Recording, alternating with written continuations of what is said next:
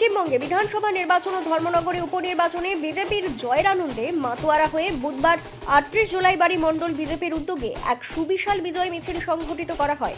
আজকের এই মিছিলটি জোলাইবাড়ি বিজেপি কার্যালয় থেকে শুরু হয়ে বাজারের বিভিন্ন পথ পরিক্রমা করে পুনরায় বিজেপি পার্টি অফিস সংলগ্ন এলাকায় এসে সমাপ্তি হয়।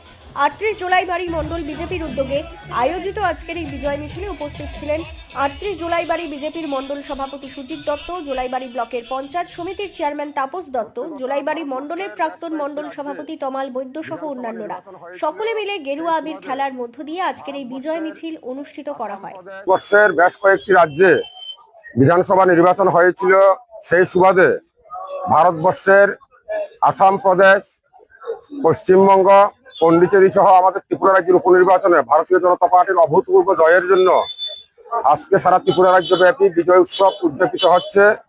আজকে ভারতীয় জনতা পার্টিতে মানুষ আজকে আসছে শুধু ভারতীয় জনতা পার্টির পতাকা দলে আমাদের মাননীয় প্রধানমন্ত্রী নরেন্দ্র মোদীর দিকে চেয়ে, এবং আমাদের আজকে ৩৮ জোলাইবাড়ি মণ্ডল আয়োজিত আজকে আমরা বিজয় সমাবেশ এবং বিজয় র্যালি আমরা করেছি। আমাদের প্রত্যেকটি ৭টি বুথ থেকে অসংখ্য আমাদের ভারতীয় জনতা পার্টির কার্যকর্তারা এসে আজকে জোলাইবাড়ি বাজারের বিভিন্ন পথ আমরা পরিক্রমা করেছি এবং সবাই আনন্দ উৎসবের মাধ্যমে আমরা এই বিজয় মিছিল সমাবেশ সম্পন্ন করেছি। ধন্যবাদ সবাইকে।